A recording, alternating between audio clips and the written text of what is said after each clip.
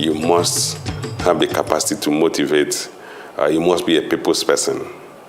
You must be empathic. That means you must feel people's pulse. You must put yourself in their position and imagine how they feel.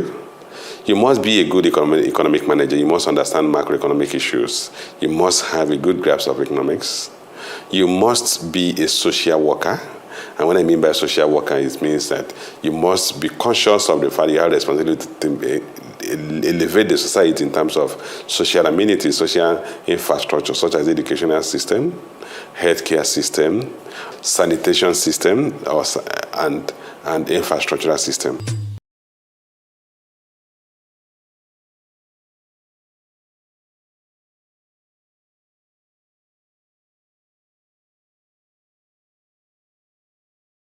Lagos is getting to a stage where, right, all of the great things that we're doing under the team's agenda, right, might not in itself, right, have, been fully appreciated, right, in education, in health, in transportation.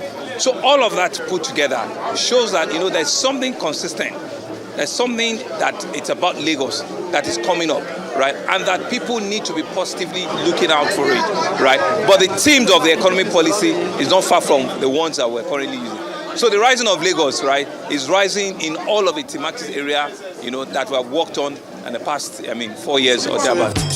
Lagos is not working because there are 2 million children out of school. 2 million is more than the entire population of Nasarawa, Bayelsa, and Abuja at the last census in 2006.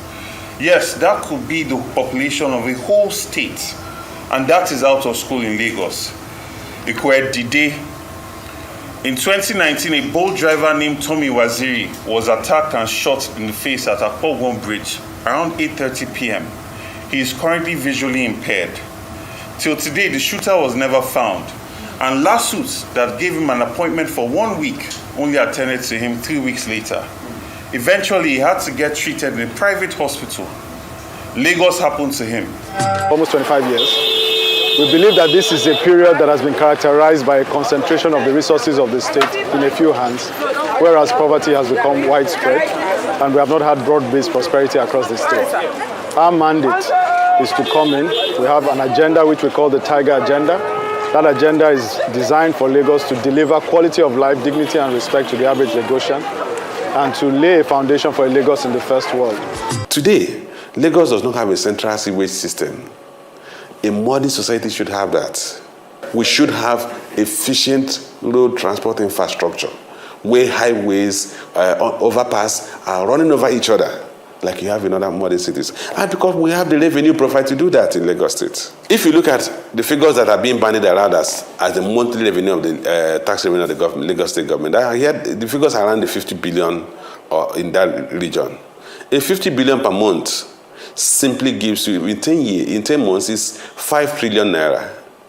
So you're talking about 6 trillion naira from a single revenue source, which can still grow further. Because the more you expand the economy of Lagos, the more you grow the revenue.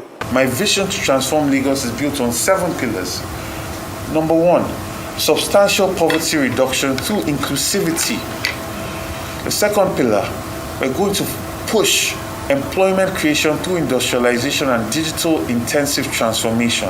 The third pillar, we're going to transform substantially our health and education, and we're going to target it at being leaders in Africa in relation to the indexes. We're also going to ensure that we create world-class, first-class infrastructure and create a Lagos that is secure.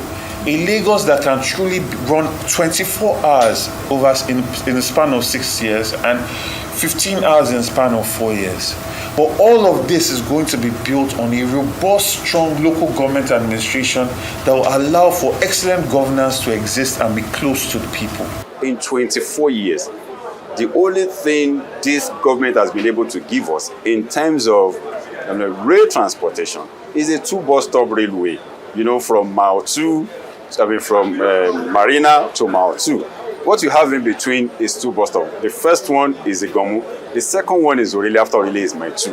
When we should be talking about integrated rail line system that will come from Ikorodu, intersect in Ikeja. If you're going to Alagbadu Egbeda, you follow one. If you're going to the CBD on the island, you follow one.